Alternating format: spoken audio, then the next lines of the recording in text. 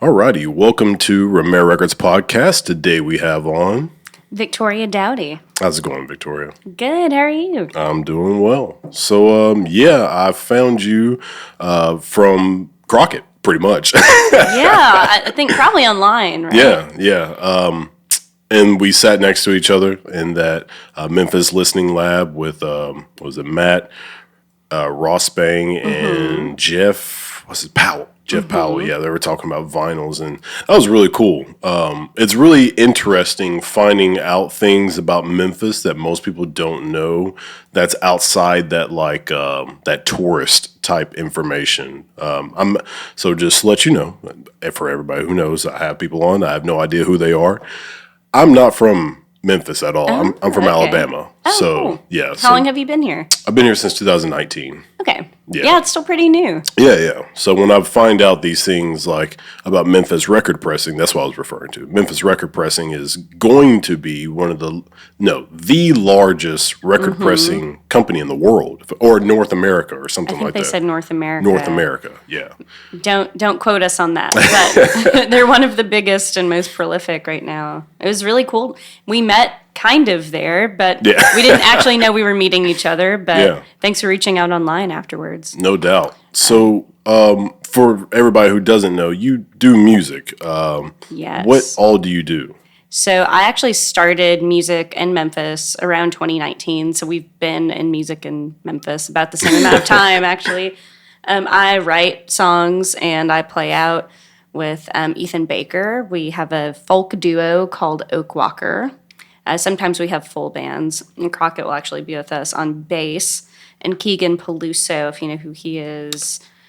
Does he have a podcast? Or he does. He has a podcast too, yeah. I think it's right down the street, and I've been meaning to go to his place. Oh, Rhythm and Grooves. Yeah. Yeah, that's his new academy. So I only know him because I went to, or got invited, I don't want to make it sound exclusive, got invited to one of Louise Page's, it was like a listening party for her album. And I think he had posted a picture, and it had me and my wife behind Louise. Oh. And I asked him if he could send it to me. He's like, yeah. And then I started looking at his page and finding out. I was like, oh, snap, you got a place great. right down the road from me. So, and he's a huge fan of Louise. I'm sure she already knows that, but if she's listening. Keegan's really great. He's playing drums with us right now, but he's played bass with us as well. He's a former music teacher for a school system, and now he's doing his own thing, teaching music and recording, getting his own studio set up. That's awesome. Yeah, he's really cool. So how did you form this group? Okay, interesting story. So we'll start at the very beginning. On Facebook, again, this has mostly been online, so it's very fitting I met you online.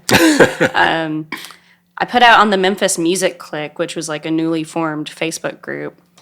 I had just realized I wanted to do music for real because I wasn't getting any younger, and I was just doing karaoke and enjoying it, playing guitar for myself, but, it just wasn't doing it for me, so I put it out there on the Memphis Music Clique, like, hey, y'all, I want to be in a band. I don't care who it's with. I don't care if I'm singing. I don't care if I'm playing guitar. I just want to do something. And Josh Stevens, if you know who he is. I don't. He's a good episode on Keegan's podcast, actually. Okay. He reached out to me and said I could join in on this cover show for the band.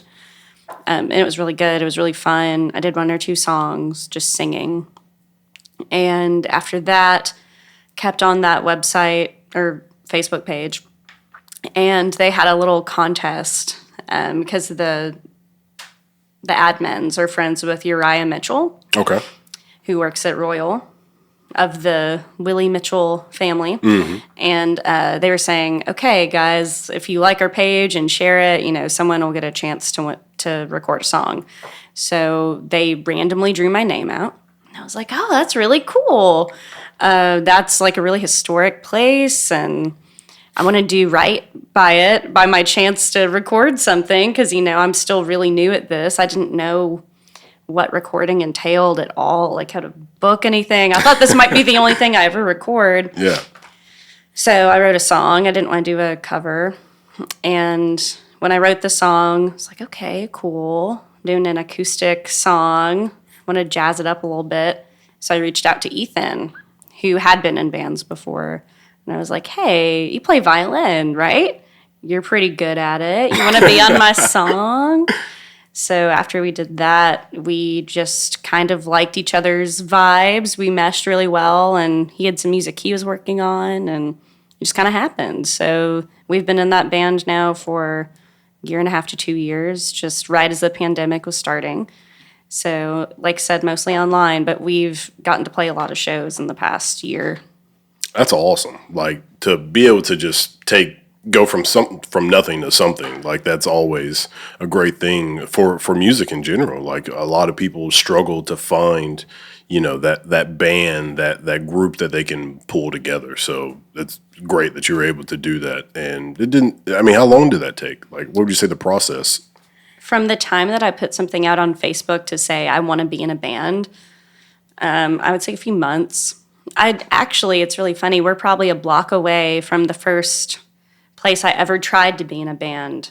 I had schoolmates in high school, and we wanted to be in a band called the Mojo Filters, line from Come Together by the Beatles. And it was an all-girls rock band. It was going to be great. We were so excited, and it never happened. We met, again, like a block from here 2 or 3 times, and it just never got off the ground. What happened? We just were all in high school, and we couldn't all drive, and, it just didn't happen. And then that happened one more time with a different band in high school.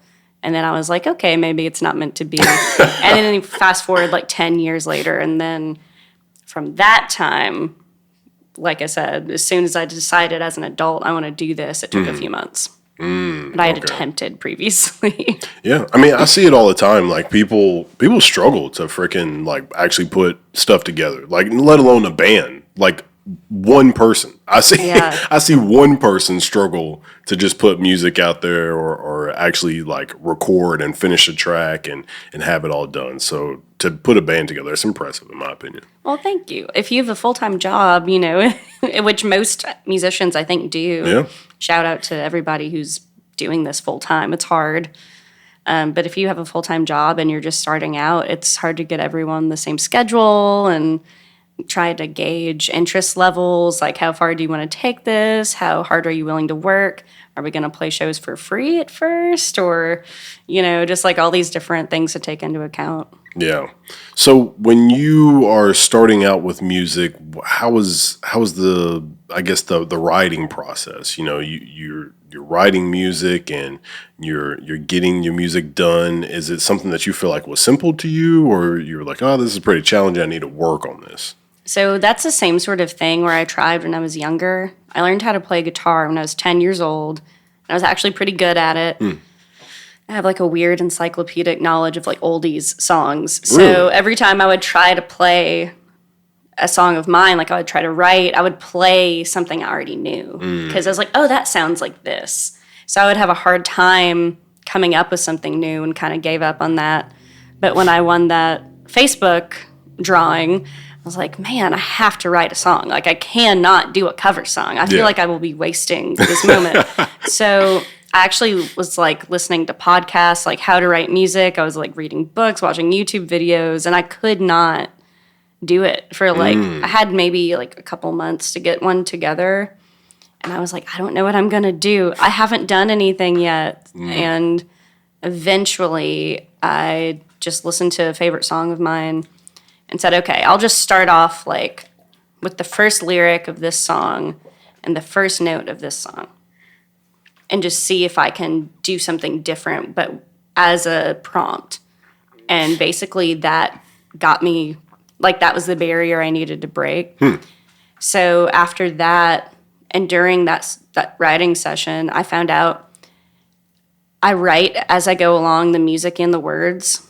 So basically I just start singing out loud, and whatever words and melody come out and make sense is what I do. And so that's what I've stuck with. There's a little bit more structure now as I learn and grow, but that's really like the main way that I write is I go, okay, I'm feeling this way. I'm going to like say some words that rhyme and make a melody and just do it, and whatever happens, happens. Yeah. So.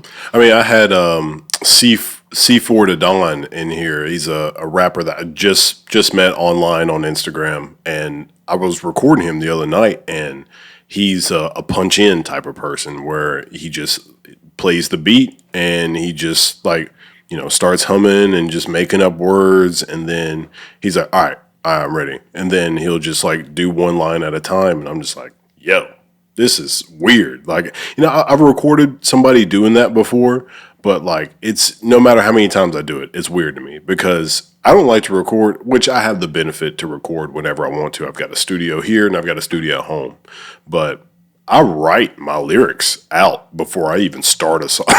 Before I start to record, I've got a whole song written, and it's just crazy people who just can do like a punch in type style. But I don't know. And maybe it might be different for rap than it is for like bands, because like bands are usually doing your guitar and everything at the same time, right?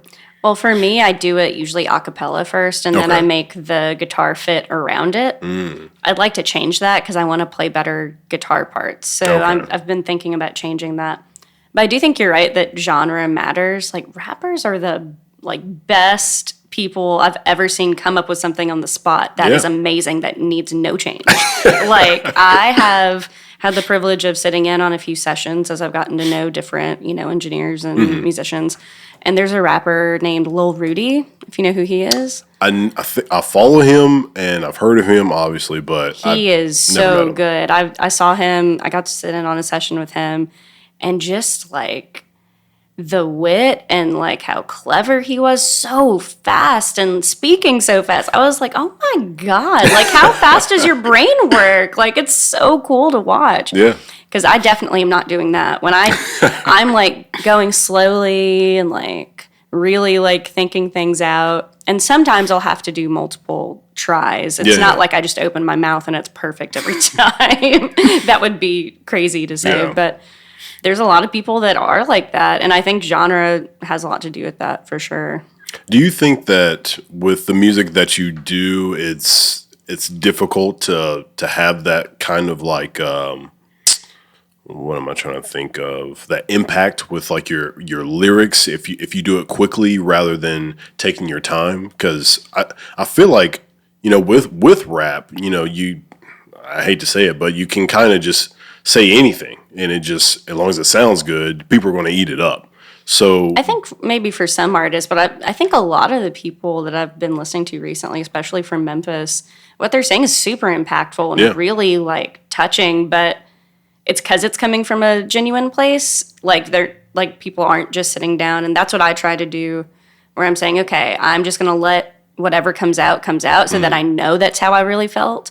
And I'm not trying to like make myself look one way or another. Yeah. Or like craft an image of something. Maybe if I have a theme in mind, I'll do that. But I think if you let whatever comes out, then it's genuine. And so it can be really impactful to people. So yeah, like I said, I will never be on that level of improv. I don't improv, but I do use that as like a launching point to write. Yeah, I had Luis in here one time during a recording session, and she was talking about basically saying that she usually does like more sad music, and it's hard for her to do happy music because she doesn't want to sound corny. And I was like, I never thought about that. Yeah, I've had the same feelings where I'm like, I want to write something happy, but it does sound corny sometimes if you don't know how to express it in like a really poetic way. And she totally has the capability of doing that. She's so good at what she does. But I've definitely written a bunch of sad songs, and my mom's called me and been like, how depressed are you? Because like all these songs are so sad. But this is a conversation I've had with people recently. I think most artists start out really sad because it's one of your most like potent emotions. Like that's what you think of when you think of something emotional. You think of like something sad or angry first. Yeah, we say emo. We think about people who are sad or something. Yeah. So like even Dolly Parton, she's quoted as saying she wrote a bunch of sad ass songs at first, and then she was like, maybe I should do something a little lighter and happier. But like everybody, and she's like one of the happiest, most bubbly people out there. Yeah. I think when you are able to capture like both parts of the spectrum, that's when you're killing it. Like, I would say maybe somebody like a Taylor Swift, like that's what she has done. She's captured the sad, sappy songs, and she's got the happy songs, and she is destroying it when it comes to the lyricist game of it. So, Oh, yeah. I definitely was one of those people when I was younger. Before I had even written, I was like, oh, that's poppy. Poppy people don't really do anything. yeah, And obviously, I've changed my mind about that. I watched her Tiny Desk concert, and it's just her and her guitar, and it's so nice to see like the structure of the song and her really performing it just like bare bones. You're like, okay, yeah, it's actually a lot of talent, and she's actually a really good writer. yeah. Which is something I think we don't think about with pop artists a lot, but yeah, I would say she's really, like you said, she's really good at capturing all spectrums of emotion, which is why she's really relatable. So, talking about just the writing portion of it, you said you are a writer, and I don't know if most people know this, but for all the listeners, a lot of your top name artists probably haven't written a lot of their music because, number one, being a part of a big label, there's a lot of hands in the pot. So and they want you to work fast and a lot. So they probably don't write their music. So, which isn't a bad thing. I say that to ask Victoria the question of when she's writing, do you write for other people or you just write for yourself? How does that work? I've actually had conversations about that with people before, and I think that's something I didn't really think about for a while. You, in a way, you're always writing for other people because you're putting it out there. So, like, ears are going to hear this, right? Like, someone's going to hear this, and you think about what they're going to think. Like writing happy songs and being scared that they're corny and then holding them back, right? Like, Yeah. Because it's a really vulnerable position to be in, to say, these are my real feelings. They're not always my real feelings. I mean, just because I'm writing a song doesn't mean that that's not a character. But I'm like really dancing around your question because I don't know the answer, actually. I think it's a mix of both. I think it's not true if anyone says, oh, I just write for myself and no one else. I mean, because like I said, we all know there's an audience that we're putting it out to, and you hope that they like it. Otherwise, you'd keep it to yourself, I think. Yeah. I would say it's a mix of both. So something that you said about like a character, that's something that I've always thought about with music that I don't think people really take into their thought process of what an artist is. Because when I think about somebody who's making music, I think about somebody who's just like painting us a picture.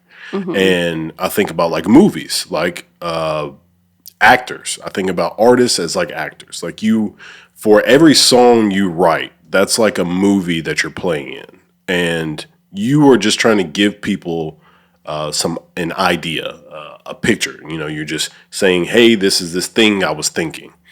And I feel like a lot of people don't really think about music that way for artists because it's like, as you were saying, sometimes these aren't really my feelings. I just thought of some lyrics that sounded good, and I made a song out of it.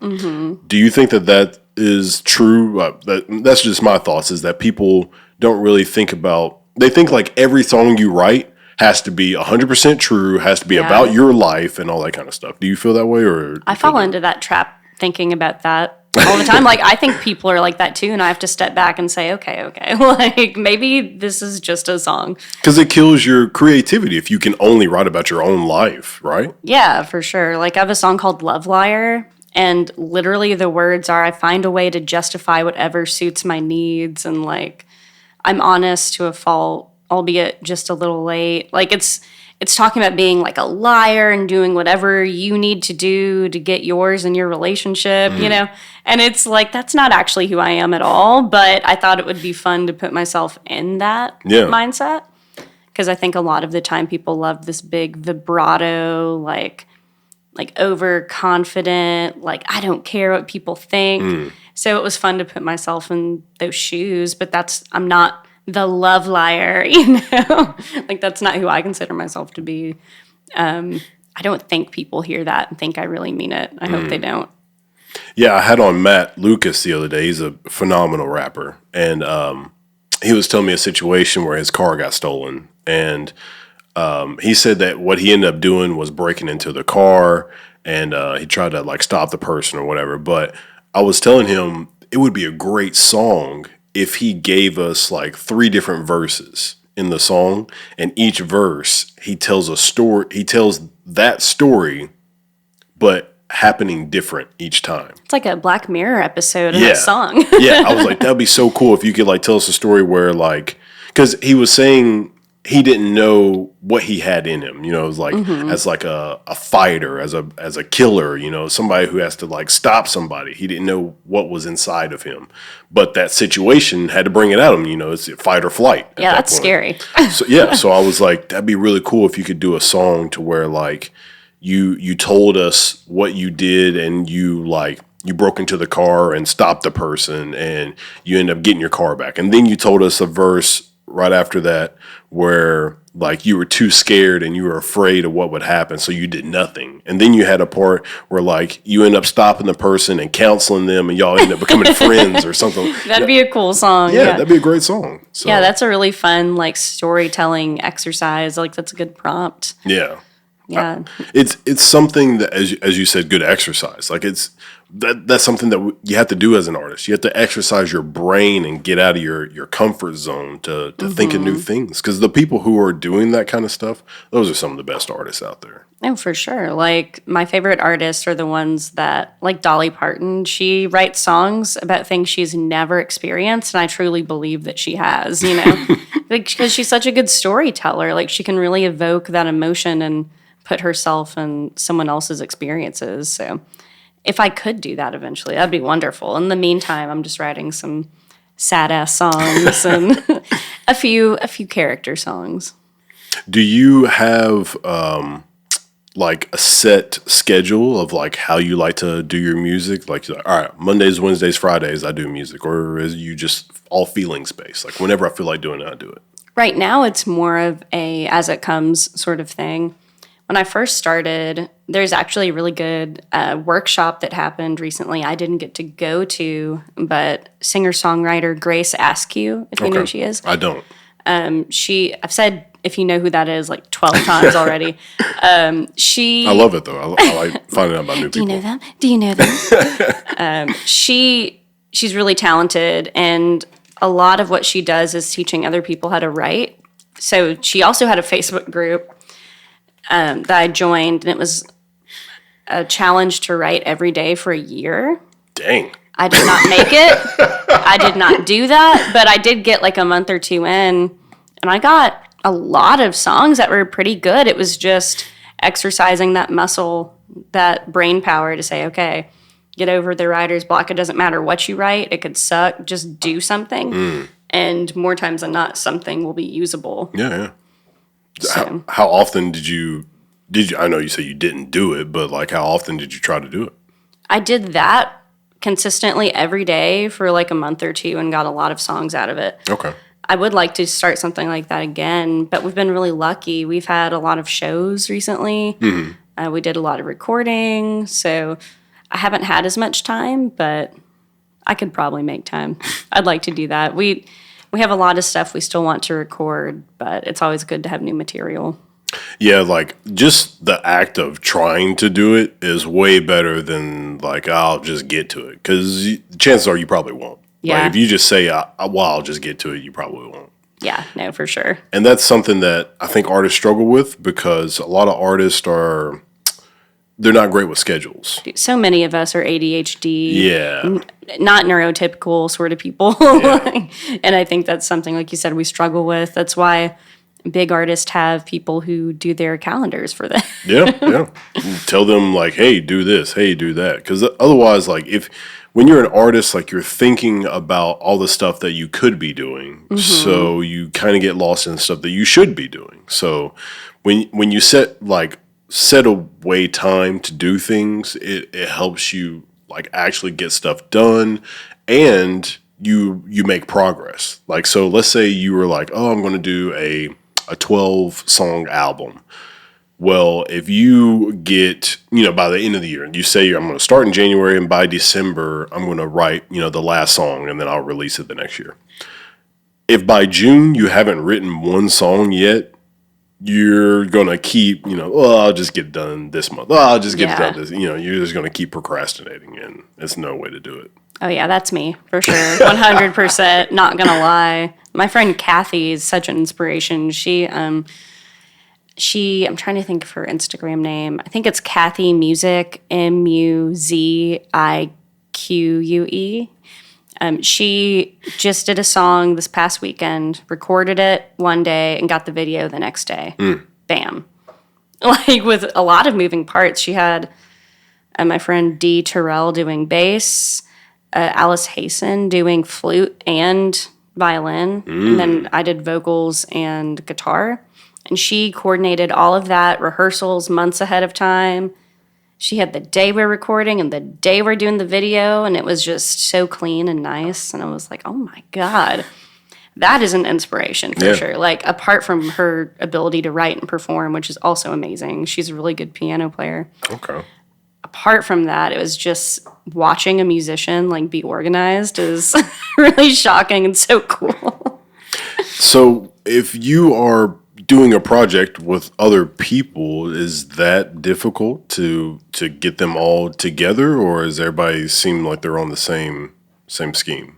It can be. Like, if you have someone who's in demand and they're in multiple bands, because that happens a lot, or like I said, if someone has children, or if someone has a job they need to be up early for, or their limited schedule because their job's at night, or we all have full-time jobs and we're just tired, like, there's all sorts of factors. Like, I worked in a restaurant last year for a little while and just got an office job, and they're super supportive of me doing music, which is wonderful.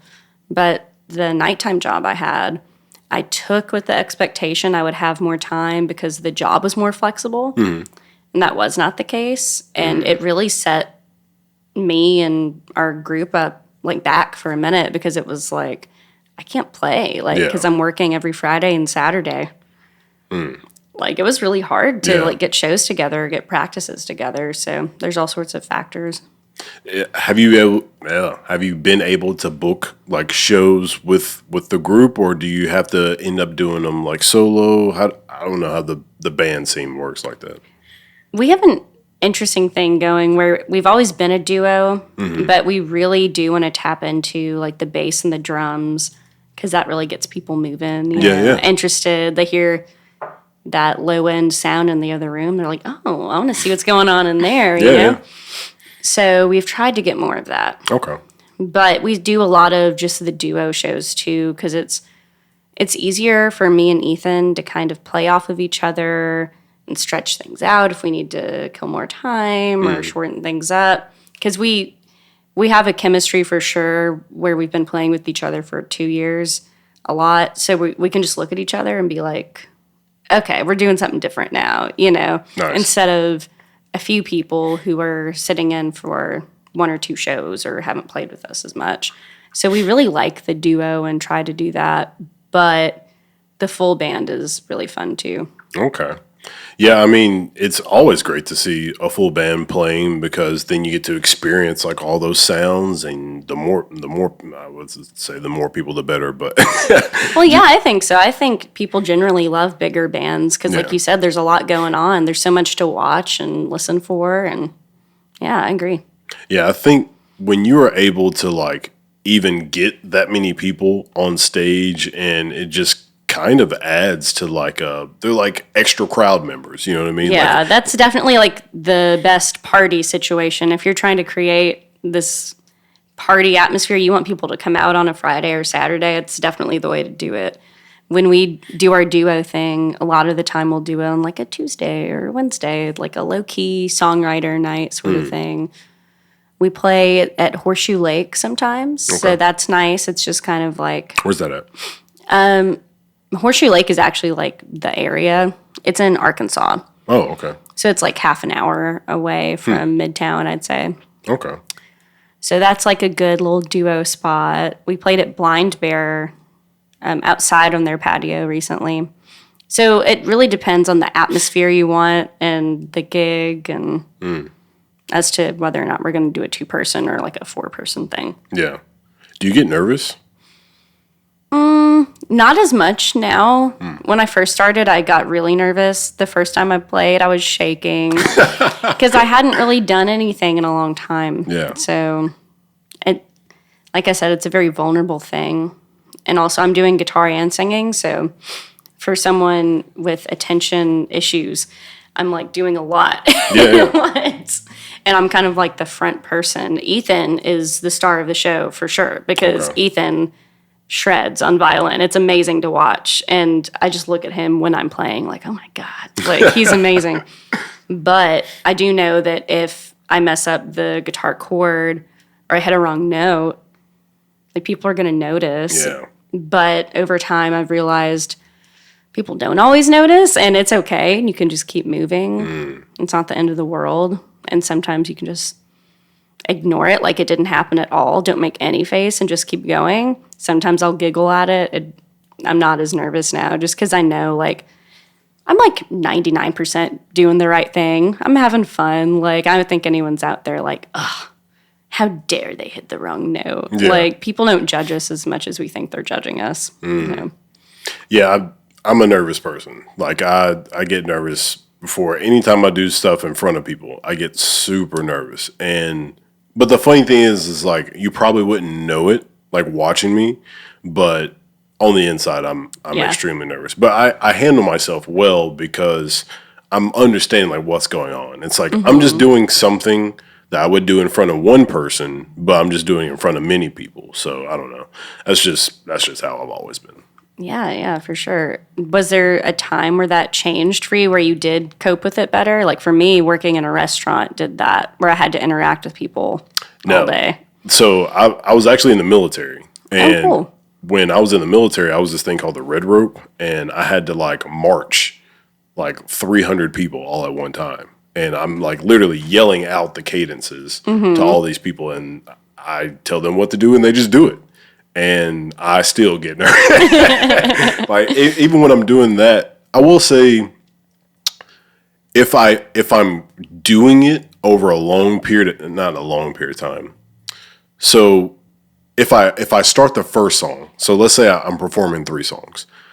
The first song, I'm nervous. Like by the second song, it's like I'm not nervous anymore because I've been doing it. And it was kind of like that when I played football in high school. Like there's probably, hundreds or 1,000 people watching.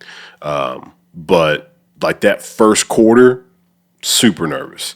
But like after that, it's like I forget that I'm supposed to be nervous. You know what I mean? Like I just forget about it, and I'm just out there doing what I'm supposed to be doing. I think that's a really good way to describe it. I have that too, where I'm more nervous towards the beginning than I am at the end. So like overall, it's not like debilitating or anything, but there's always nerves that you want to do well. You know, like if I just got up there and didn't care, I mean, I don't know if that would be good for me because I wouldn't be as precise in what I'm doing. Yeah.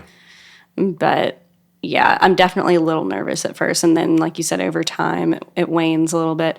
And then by the end, I'm like, I'm super comfortable. Let's keep going. No, it's done. It's like you were unconscious during the whole thing. You just wake up at the end. You're like, oh, shoot, this was fun. Like, oh. Actually, I do dissociate a little bit. Sometimes when I play, I definitely do just completely dissociate for a moment. And it's not like I don't care. I'm still very into what I'm doing, but it's almost like an out-of-body thing. Yeah. And then I have to come back to it, and I'm like, wait a second. Like, the muscle memory takes over for a moment where I'm playing the chords. I've played a million times. I'm singing the notes. And I'm like, no, but I have to, like, be in the moment, too. I can't just, like, let it take over. Do you feel like that is something that's common amongst people? I've been hearing a lot lately, I feel like, about big name artists who have anxiety issues and they just have all kinds of problems, and that's why a lot of people turn to like smoking or drinking to kind of like calm themselves out and perform. But I don't know if that's really common amongst a lot of artists who are independent and stuff like that. Yeah, I don't know. I personally have generalized anxiety and always have. So it's not just performance. It's like I've always had anxiety. So it definitely factors into it. But I think people in general have had more anxiety in the past few years. Yeah, for I've sure. heard that from psychologists. Like, people in general are just more anxious. Okay. I think that has a lot to do with, like, again, I'm not a psychologist, but from psychologists, it sounds like the surrounding, the zeitgeist, like just the feeling of we're all scared of different things, no matter what your political beliefs are. We're all being told to be like scared or nervous about different things. And a lot of legitimate reasons. There's a lot of really scary stuff happening in the world. Like there's wars and like all sorts of stuff. So I think that's part of it. Like I didn't get panic attacks until I was like in my mid-20s. But I think part of it was because of just like the world and like having to deal with your own things and then having to deal with the problems of humanity too all the time. Yeah. People weren't made for that. Like everyone's supposed to have opinions on everything, and we're reading hundreds of things a day on the internet. It's like our brains were not supposed to comprehend all of that information. I think it's overwhelming for everybody. Something I thought about the other day, I was thinking about how like smart I think young people are becoming. And adults, we always like it. When adults, I mean like people who have kids who are, I don't know, like 5 or so, when they're starting to become intelligent and talking and stuff like that, they usually are thinking like, oh, they're just kids, they're dumb, they don't know anything. But like kids are becoming really smart because their access to information is becoming so easy. Like I was thinking about when I was a kid, I had to go to the library to get internet or to print something. Yeah. The kids they don't need that anymore. Like they have Wi-Fi at home, and most people, I guess, they have a printer at home, or you just don't need one, like, PDFs for everything. So that's something that we really, as people, like we're starting to get used to technology, being able to do things like more intelligent wise, and it kind of contributes to, as you were saying, like we're feeding all this information to ourselves. So can lead down a bad path because it's like you're just intaking all this stuff, and it's like, what do I do with all this info? So, Yeah, speaking of music and anxiety, did you see Bo Burnham's Inside? No. Okay, so he stopped doing comedy / music. Okay. Because he was having anxiety attacks on stage. And he was ready to go back, and then COVID hit. So he's a director too, so he made this Inside show. Okay. And one of the songs is called Welcome to the Internet, and it's about the good and the bad of that, especially for children. Okay. Like, there's the best part of humanity and the deepest, darkest, ugliest things online. Yeah. And you can accidentally stumble on either. Yeah. Like, it is a lot. Absolutely. There's actually did you ever go to that website, Stumble Upon?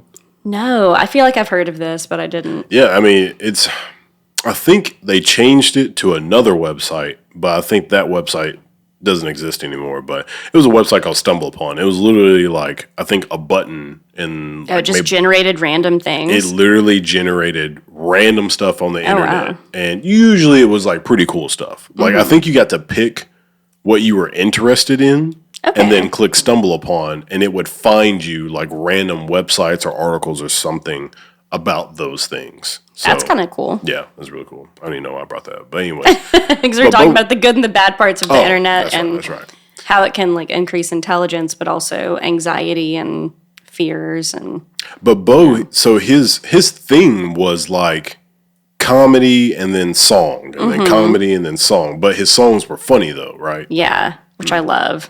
I love so much. Yeah, he was pretty funny. And I always wondered like how effective that would be over time. Cuz it seems like kind of a gimmick, you know what I mean? See, that's another thing. He made it timely. He has a song called Problematic in that show where he's like, I said some things that were just kind of edgy when I was a kid, and I shouldn't have done that. And all the songs were very timely. So I think you can do that in a way that's effective. Yeah. Like there's a song called White Woman's Instagram, which is very of our time and like a good satirical sort of thing, you know. Okay. So, yeah, but it's interesting because I think the only other person I really know who's done that is Weird Al. Yeah. And he's like just super goofy. But I think that Bo Burnham's stuff is more so now, not political, but a commentary. So I think it might have a little bit more lasting power. I'd never watched Saturday Night Live, but I had some friends come over one night. It was actually Ryan and his wife, and they wanted to watch it. And we're watching it, and they were like bringing up political topics. I guess it was like right when the pandemic was like kind of ending, and they were saying that it was very political. 'Cause I guess they just hadn't had a show in a while because of COVID. Then they had a show, and they were like, "Yeah, this is getting pretty political. Like, this is crazy." And I was like, "I've never seen this show, so I don't know." You're like, I don't know the standard. Yeah, this seems like just it for me. But yeah, I think that music in general has some people are bringing up topics that are political, I guess. Some people are trying to bring awareness to mental health, and I think it's great. I think it's great for people to talk about things that bother them. Like, as we were talking about earlier, not everything you write about is going to be true, like true about your own life. Some things are not, and I think it's great to do things kind of outside your realm. Prime example is Logic when he had that song about suicide. We don't think Logic is suicidal all the time, but he had a great song about suicide, and it touched many lives, helped many people not commit suicide, and that's a great thing. So Yeah, people are using their platform in different ways. I have a very small platform. I'm not a big named artist, obviously, so that's not really what I'm trying to do right now. But I have some honest songs, like I said, where people are like, "Are you depressed?" I'm like, yes, I am. I think a lot of us are, though. Like, I'm not Eeyore, I'm not like my tail between my legs all the time, like, "Hey, I'm depressed." But I'm also not gonna act like I'm not. Like, Selena Gomez has been doing a thing with Joe Biden where they have a campaign about mental health awareness, which is good. I didn't know about that. Yeah. That's pretty cool. Yeah. I just stumbled upon that on the internet. Again, all of my music news and all of my promotion for music is all on the internet. Like, that is a good thing that it's done too, is like, I met you over the internet. I've met so many people during the pandemic online that I'm now meeting in person, and I don't even know their real names. I'm like, oh my gosh, I only know you as like your handle, your Instagram handle or something like that. That's hilarious. It's been fun meeting people though, finally in person. Yeah, something that you were talking about just with Selena.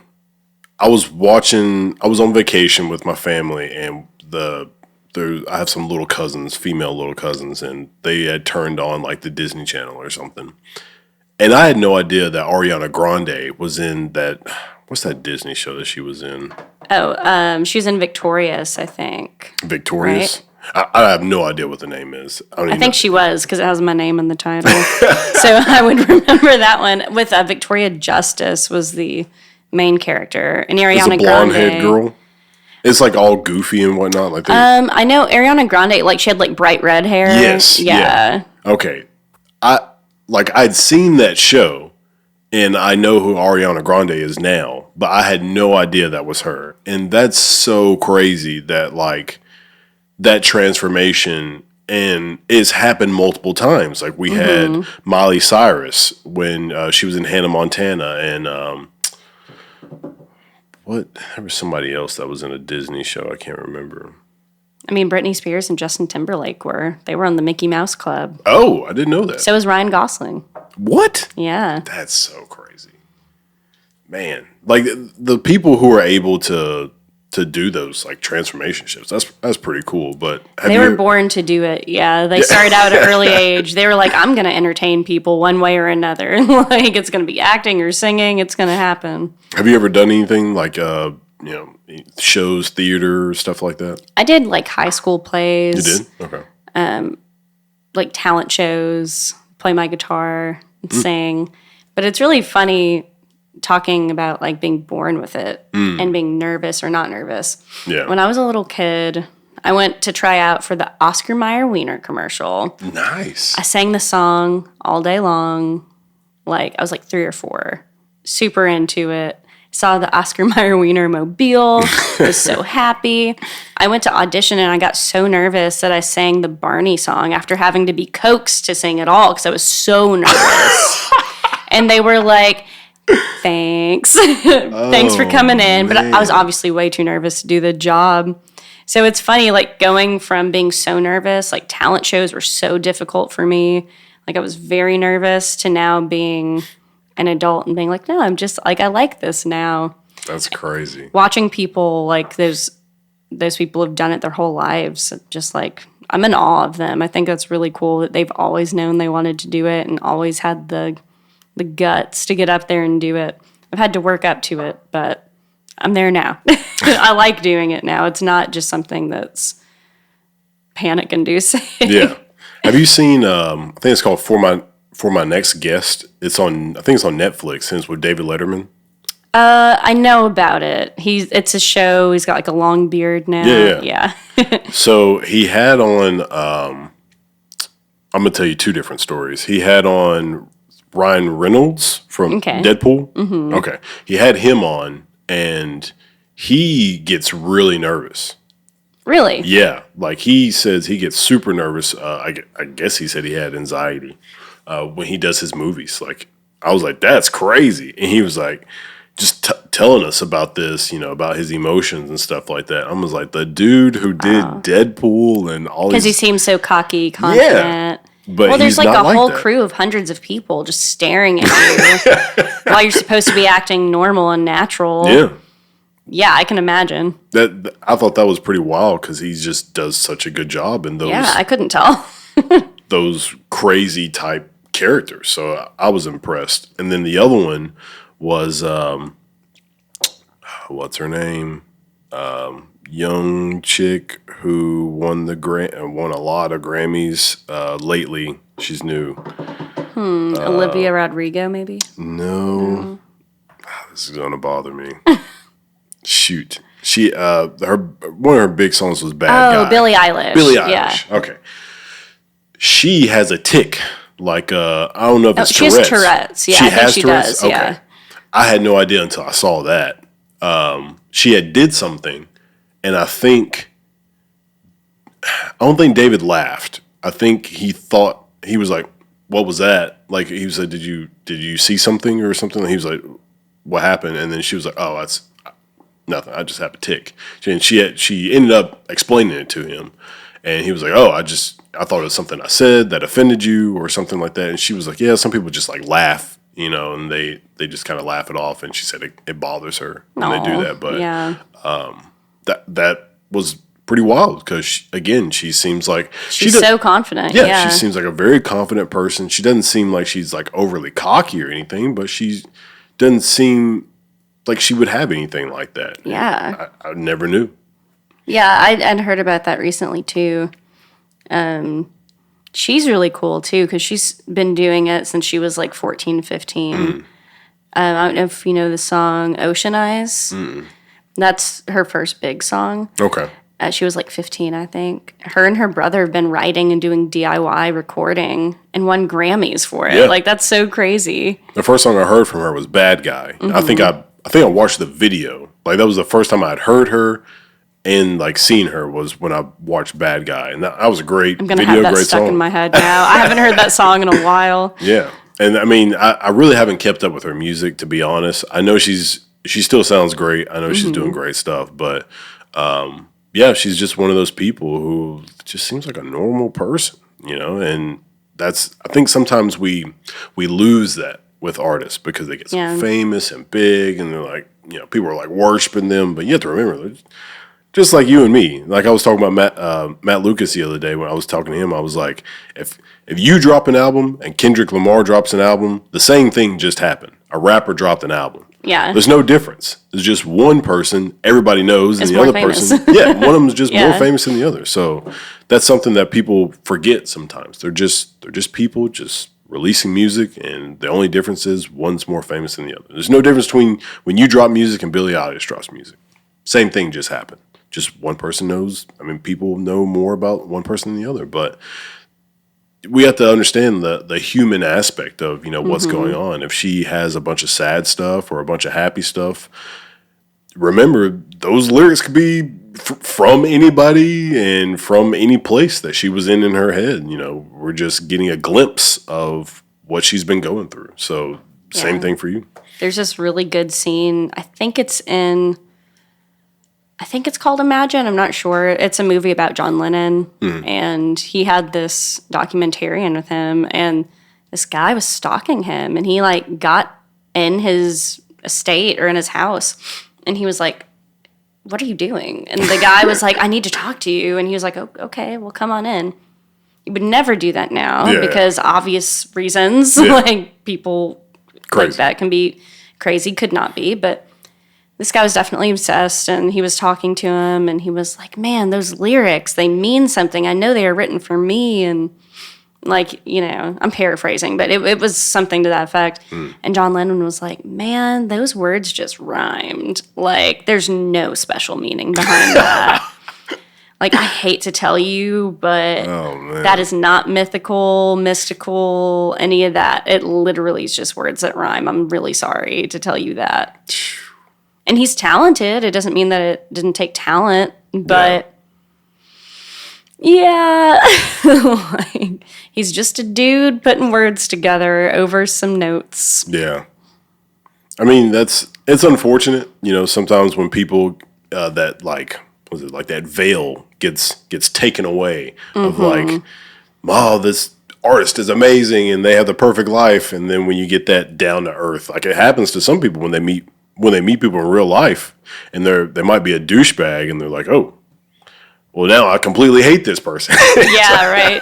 I think I saw one of Tom Hanks. People like getting close to his wife, and he's cussing. Well, they at like him. ended up tripping them or something, and I think he got freaked out. I would honestly, like, they've had to deal with that for decades, and at some point, again, your brain's not supposed to have people like ogling you all the time, screaming. Like at some point you probably break a little bit. Yeah. And I like don't... with Britney, like that's what happened when she had her meltdown. Like she's not a crazy person or a bad person. She just literally was living an inhumane experience. When you're under that kind of like stress all the time, I don't blame you for like whatever's going on. I tell people all the time, like I've never been like a huge Justin Bieber fan, but whatever that kid did when he was like 18 or younger, like I don't blame him, because I have no idea how I would have acted if I was 13, 14 years old and a bunch of 20-year-old women probably want me. Like, yo. That's got to be so crazy. That's got to be so weird. And whatever you're going through, like us people who haven't been super famous our whole lives, we're like, oh my God, he's such a loser and he's doing this and doing that. Like, nobody should like him. But it's like, yo, what would you do if everybody that you wanted you had you? A bunch of yes men around you. Yeah, and you had all the money that you could possibly want at that age. Like, what would you do? You would have done the same stuff he did. So. Yeah, I don't expect to get to that level of superstardom to ever have to deal with that, but But be glad if it does happen to you, it's happened to you at an older age, a more mature age. I cannot remember who it was. There's some comedian, actor, musician who didn't get famous until they were older. And they were like, yeah, like, I got to be a normal human first. Oh, I know who it was. It was Ricky Gervais. He was I had a whole job, lived my whole life, did normal things before that happened. And so I can be a little more down to earth. Yeah. Like Jack White, I was listening to him on Conan today on the podcast. And he was like, I owned an upholstery shop in my early 20s. Like, he was living a normal person life. Yeah. And just happened to kind of make it big after gigging a lot, which is really lucky for him. Yeah. I think that's the best way to do it. Like, sometimes I'm like, man, I wish I win the lottery. And then other times I'm like, I'm glad I don't win the lottery. Yeah. It's just because, like, number one, the concept of, what would I do with that kind of money, like right now. And then another part of me is like, I like the idea of having to work for what I end up having. You know what I mean? Like I built my life up to this point. And when you're younger, That's not what you're thinking about. No, not at all. You're like, if we could just skip that part, that'd be great. You just want to skip all the steps, all the levels. You want all the cheat codes. Let's just get to the part where I'm rich and famous and everybody worships me. Right. But when you're older, you respect people who are doing what you did as far as, like, as he said, being a normal person. You respect other people and you appreciate what's going on. And you become wiser with how you live your life and spend money and stuff like that. So yeah, for sure. And I'm glad with music I've had to like start from the ground up and like meet people and play gigs that aren't always desirable, kind of like learn on the job. Like you think about the Beatles, where I don't know if we mentioned them yet. I mentioned on Lennon, but they played in Hamburg, Germany for several years and like clubs and stuff. Like they didn't just make it big when they were 20, they worked really hard at it beforehand. You can kind of tell, like, in the Get Back documentary on Disney. I haven't seen that. Oh my gosh, it's so good. Because you can see them being normal people. I mean, their egos are involved, and they've become the Beatles at this point.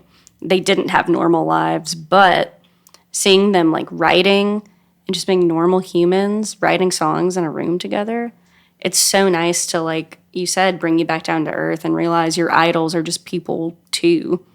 They started somewhere. Yeah. They still, it's like an old lady. They put their pants on one leg at a time, and it's just nice to see that some people like that are still humble. Do you find it hard getting people to understand, like, you as the artist and you, I guess you as the person? Did you say you grew up here? Mm-hmm. So you probably ran into people you went to high school and stuff with. So do you have to, explain that, have a disclaimer like, hey, I'm also an artist, come out to my show, stuff like that? Or, I mean, I know you don't have like some big head like, oh, I'm this artist, but like. Yeah, we're still definitely getting our reach out there because we've only been doing it for so long and only professionally recording for so long, But no, people actually are coming up to me, which is really nice. They're saying, oh, I saw your music on Instagram or Facebook, and like, that's really cool. Like, I'm really glad you're out there doing that, So I've been really lucky to have a lot of positive feedback and people coming up to me knowing who I am, which is always nice.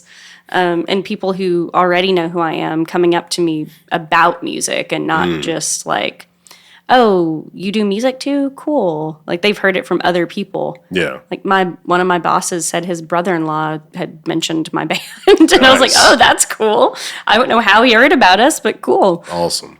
Yeah, I mean, I feel like that can be a stretch or difficult to get people to like take your music seriously. You know what I mean? Like, sometimes people are like, oh, you're doing that thing, that music thing, I hope that goes well. But then there's like people who are like, oh, you're an artist, that's your thing, they're hoping that becomes your full-time job or whatever. Right. And sometimes it's hard to, especially if you have a different name. So if you have, let's say you were going by Billie Eilish, that was like your artist name. Mm-hmm. Some people might have a hard time making that disconnect or even respecting you enough to call you, because maybe that's what you want to be called. It's like your artist name. So they might not respect that from you.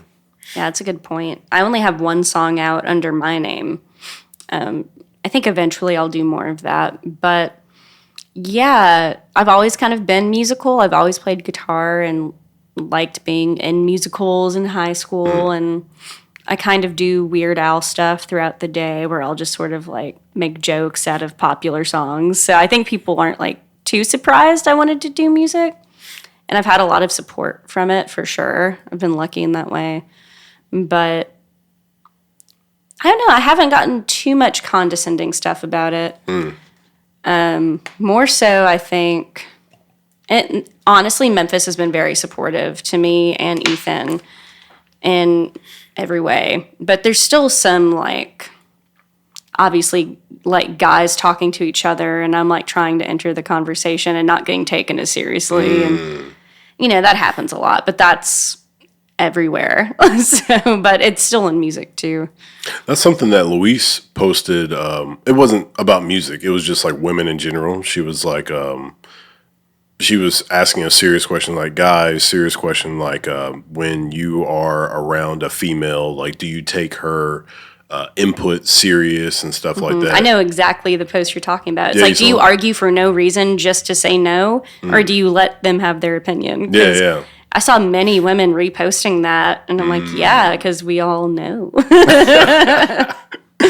And one or two people actually commented, I reposted it, and one or two people commented, the thing was like, if men agree with me, they'll still try to argue with me. Even if they agree, they have to say it in a way that's like an argument. And people did that on my post. They like thought they were being nice and they were arguing still. And I was like, I just, the life of a woman. That's crazy. And I don't use it as a crutch. I'm not like, I didn't get this because I'm a lady, because people don't, you know, whatever. But it's something that's very real and definitely affects people. Like, I've heard Louise talk about before. She's like, I'm a serious musician and she's full time. And she's like, I have to kind of fight for stuff because people will probably try to offer her less than they'd offer a guy band. You know? I think that is something that I've always tried to, I guess, take serious is a great way to say it. But just because, like, I hate for people to work for something and want something really bad and then people not take them serious. Like, that's why I try to treat independent artists better than I treat like people who have built up a lot of success and, you know, quote unquote made it, because I'm like, you're there. Like, they have the support system. Everybody is, you know, talking you up and stuff like that. Like, there's people who actually need the help. And so that's why, like, for females in general. Are you saying I need help? No, I'm just kidding. Because I'm a woman. But, like, I feel like I don't feel like I treat women in an aspect of, like, it's not like condescending, like, oh, you need extra help. Yes. Yeah. Just like on equal playing field. Yeah, I want you to know that I consider you just as much as like a man or anything. Like, you're all even. And there's like the joke of women don't want to be treated equal, you want to be treated better, but like it's like, that's not true. It's just like I was saying, I think a lot of that sort of stuff will be micro sort of aggressions too, where people are like, men will talk to each other and you're trying to enter the conversation and they won't even look in your direction, or they talk right over you. And it's like, or they'll say the same things that you just said and people are like, oh yeah, wow, what a novel concept, you know? Man. So it's a lot of stuff like that, or like taking something more seriously or thinking it's cooler because a guy did it when it's a lady did a similar thing. Like I was saying earlier, I recorded with my friend Kathy. It was really cool of her because she like proactively, she knows musicians that can do what we were doing that are guys, but she got an all-girl group together to record on this song, and she paid us, and she was really sweet. She fed us. Like, she took care of us. It wasn't just like asking for favors from friends. Yeah. Which is okay to do, but, you know, it's nice to respect people's time and efforts. And it was really cool to hear, like, a really badass song. It was all women. Like, and not just because it was all women, but it was cool that we were all working together on something. And if you listened to it, you couldn't tell that it was all ladies because we're all just playing instruments, you know? That's a beautiful thing. I mean, that's great that, you know, you got that done, but even better, like, as you said, if you were listening, what did it matter? You know what I mean? Like, what did it matter that it was all women? It was great music. That's what the end product was, great music. So much of entertainment, especially music, is the image, even though you can't see anything when you're listening to it.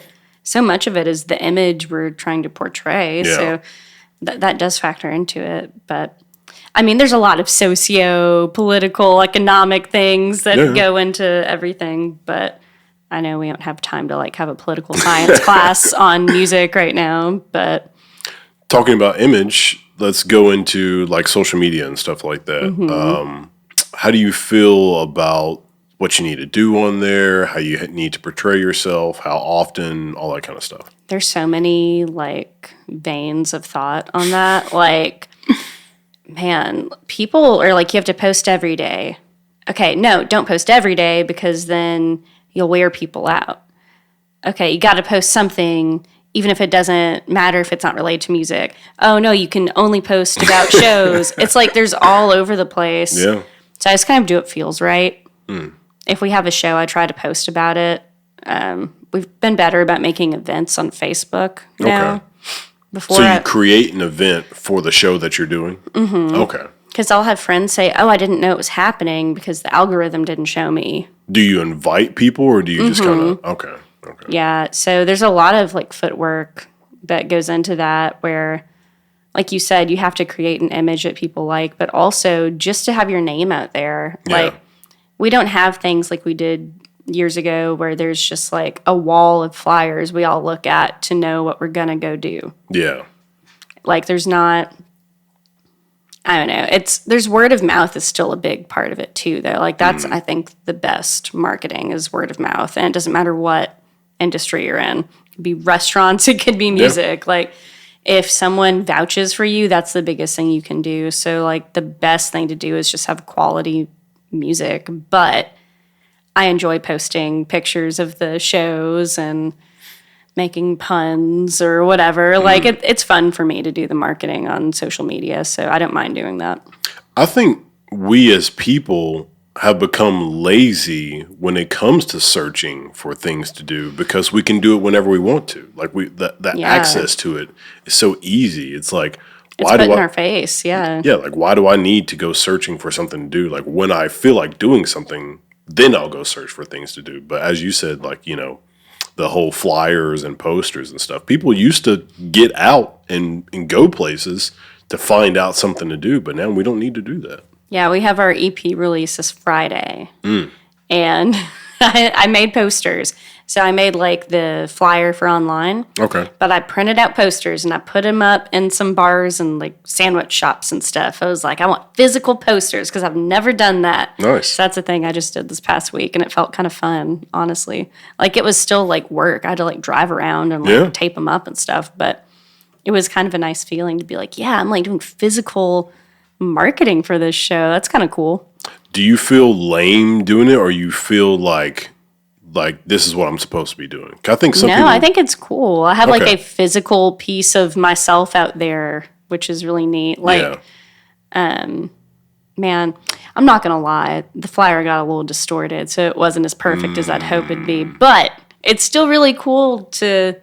It feels kind of nostalgic. It feels nice to have like a physical paper that I can keep and be like, hey, like, I did this. Yeah. I made this. I went and I put it up.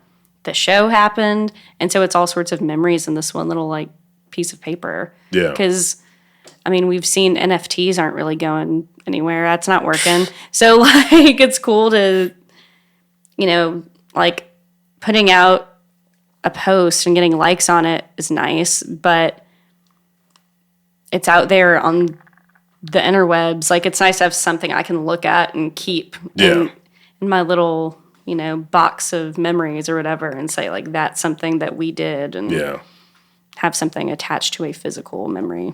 Yeah, having, like, doing the legwork into your music career and the marketing behind it is absolutely crucial, because if just the people who, like, it wasn't like all humans left the earth and then you went and posted your post. Like, people saw you doing that. So they probably built a little bit of respect. If, like, they saw the poster after you put it up, they probably built some respect for you because they're like, oh, she's actually out here putting up her own poster. She didn't get somebody else to do this. Like, she's doing it. Well, even online, I think that's why a lot of my friends have come up to me and said, wow, look at you doing your music. That's awesome. Because they're like, look, I see you, like, posting about it. I see you recording. I see you playing all these shows. And it's nice to be recognized for that, for sure. To not just be like, I'm out here doing it, I guess. Like, they can tell I'm working really hard at it. Yeah. So. I think sometimes people's, I guess, their end game or like their goal of where they want to be in music, I think that kind of gets in the way of people's perception of how serious they need to take you. So if you just want to be a garage band type of band, then people might not want to take you as serious. But even if they're an amazing band that puts on a great show. Yeah.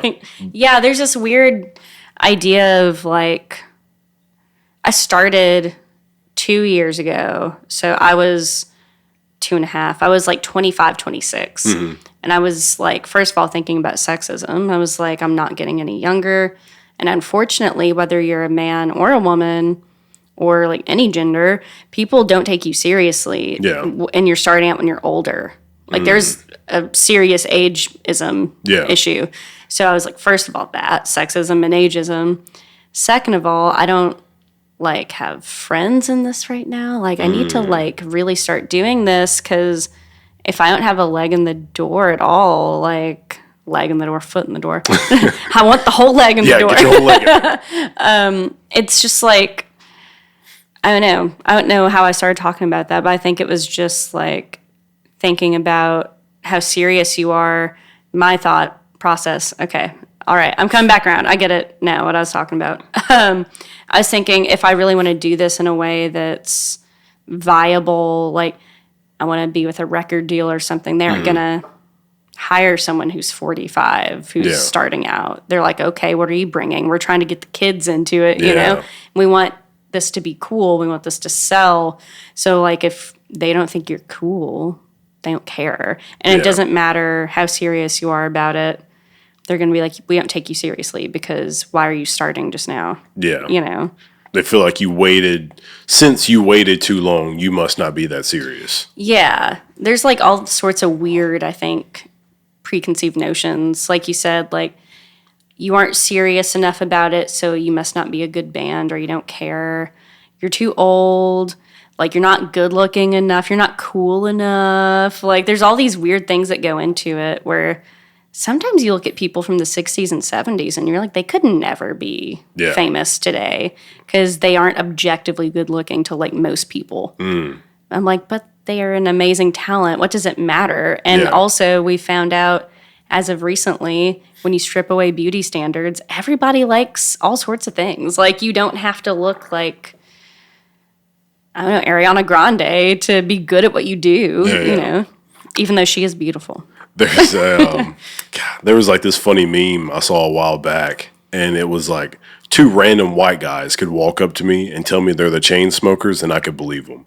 And I was like, 1000% true, because I hadn't, like, back then I'd seen. I would definitely not know what they look like if they walked up to me. And honestly, I don't even know. I still haven't done my research. I don't know if it's one guy or more than one, because. Man, that's such a good question. I really don't know. So, what was it? I think I was watching a concert. It was on YouTube, and it was that song.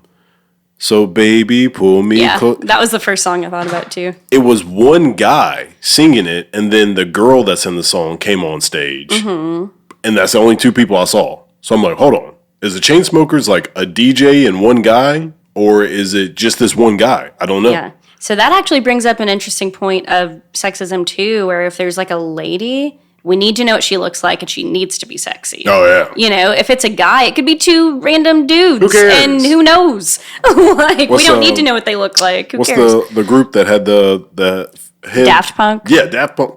Who cares what they look like? They wear masks.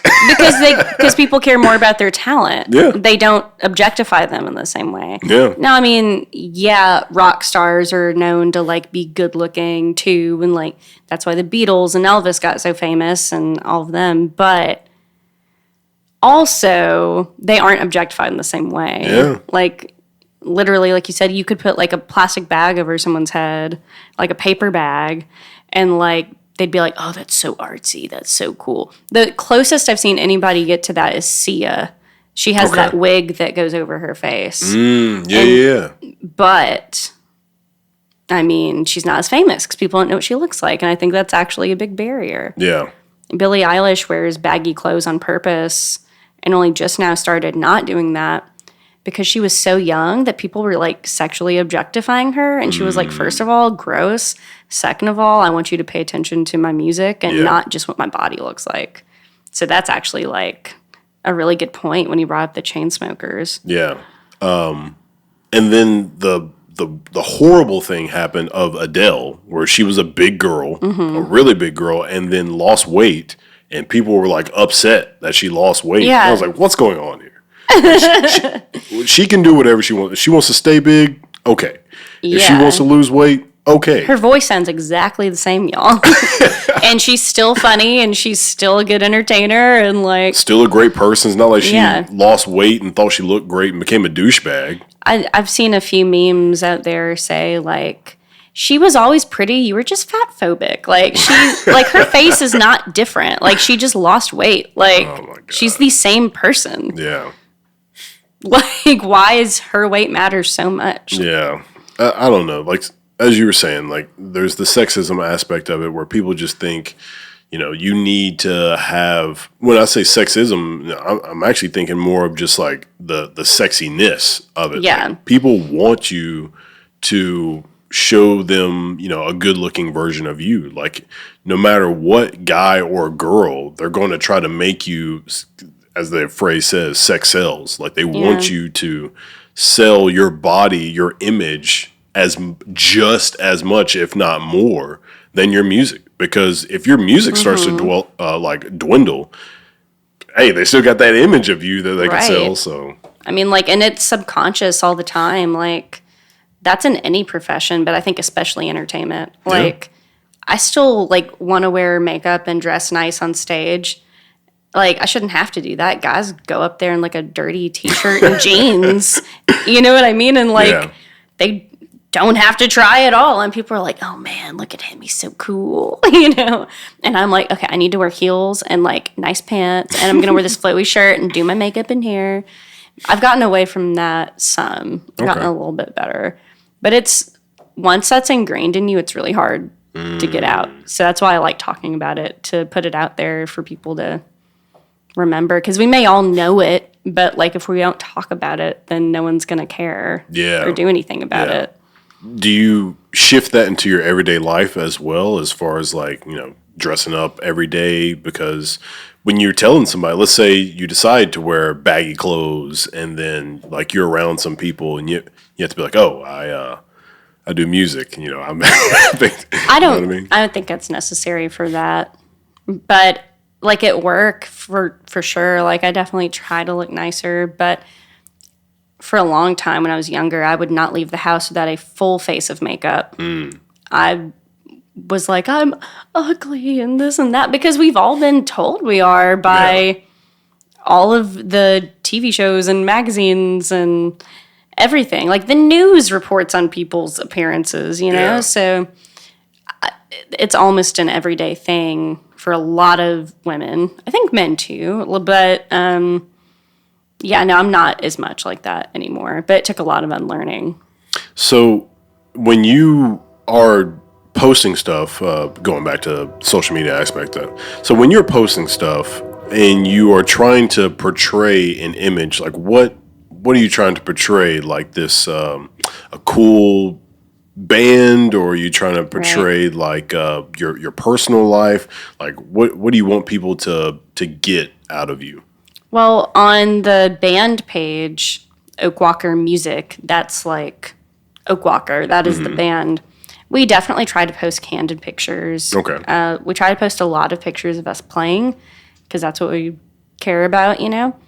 On my personal page, I do too. But also, I have like a lot of photographer friends who I work with, so I post a lot of stuff like that too. So in those pictures, I'm like all dolled up and doing artsy poses and stuff, and that's fine too. Like I like dressing up and being sexy, like that's fine, you know. And it's nice to have that content to put out there, because unfortunately sometimes that does pull people in, and then you can talk about music, sadly. But also I post pictures of myself without makeup all the time, and videos of the shows, and you know, so I'd like to portray myself as a complete person. I try not to curate it too much. Like I post show flyers, my dogs, memes, selfies, you know, just whatever I feel like doing. but I do want to focus on music. So my name on Instagram is Victoria Music or Miss Victoria Music because I do really want it to be about music at the end of the day. Okay. Yeah, I think there's something to it for artists to post about their actual life because, as I said, people want to feel like they know you. Like they want to feel like they're in your life. So if you can, without trying to give away too much, post that kind of stuff where Yeah. you're just doing normal everyday things. Because then people are like, oh, they're just a normal person. Or like, let's say you go to some store, like, you post that you were here. Like people are like, oh, I've seen that place. I've driven by that. They feel that connection. And so that's going to make them feel more connected to you and probably want to listen to your music and do stuff like that. Yeah, for sure. I actually ended up merging my music and personal page. So it's kind of, like I was saying, it's kind of a mix of both of those. So that works out.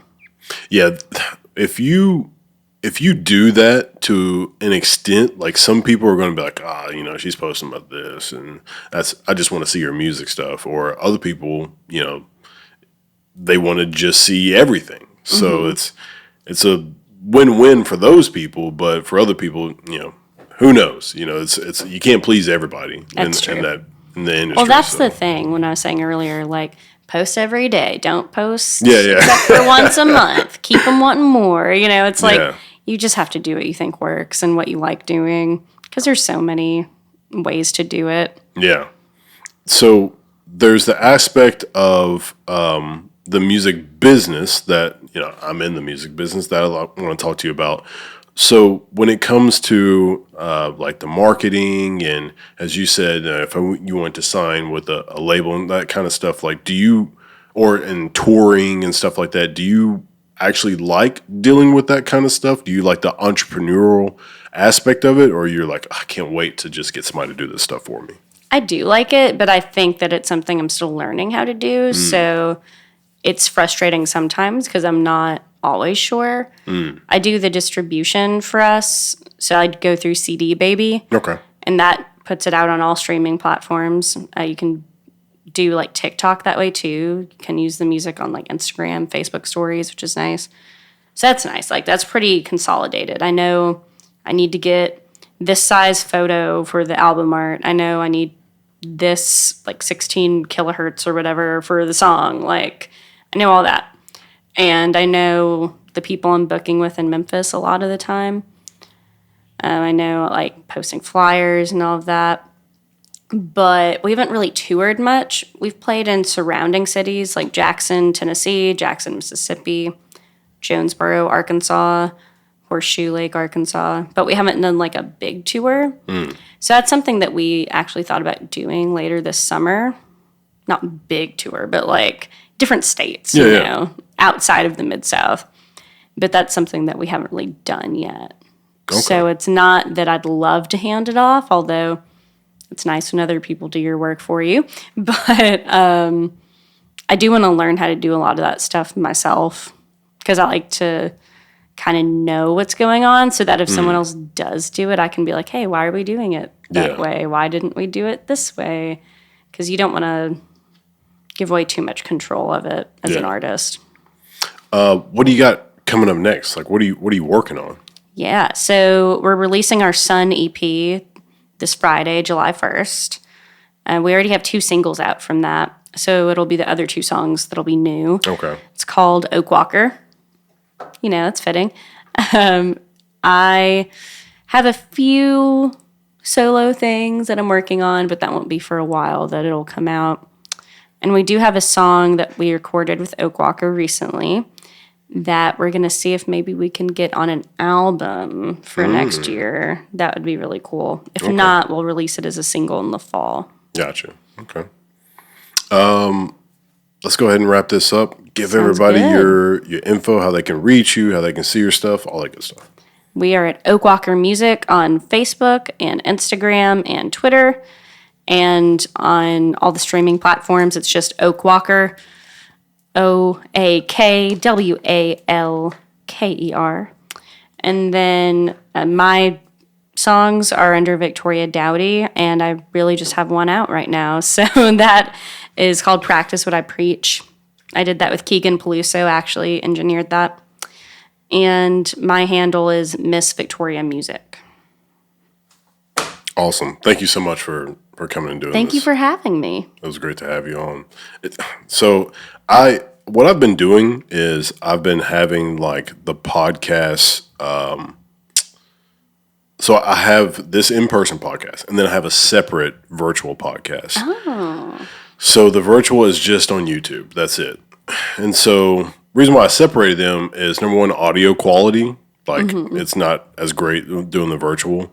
And the guest is like completely different because like I can grab literally anybody. Like anybody could be virtual. So this is usually, as I said, like Memphis people. So it's all usually local people. I haven't set it up to where like this podcast is about Memphis people. It's just whoever is in the area, I have them on.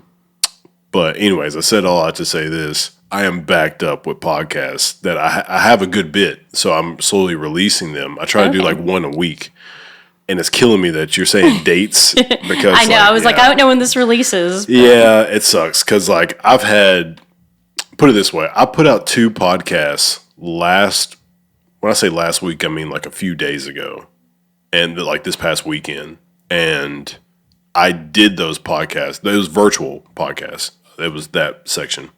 I did those podcasts in March. Yeah. So, yeah. But hey, people can feel free to listen to our music when this comes out too. The in-person podcast, which I could probably just take the snippet and then post it and then post the podcast later. I should have did that with freaking I had on, what is her name? Dang, I can't think of her name. Anyways, I had on she does art, and she had like a photo shoot type thing, and Erica Haskett, that's her name. And she like, oh, these are the dates I'm doing this. I'm like, I don't know if I'm going to release it. And that sucks. But yeah. So, anyways, when I release it, I'll let you know. I always post like a snippet of the podcast. Like I just take like when you were on a roll of saying some cool things, I just like kind of take that like a 1-minute clip, and that's what I post. But it's smart. Awesome. All right. But again, thank you for coming on. Yeah, thank you. It's great having you. And thank you for everybody for tuning in, and we'll see you next time. Bye.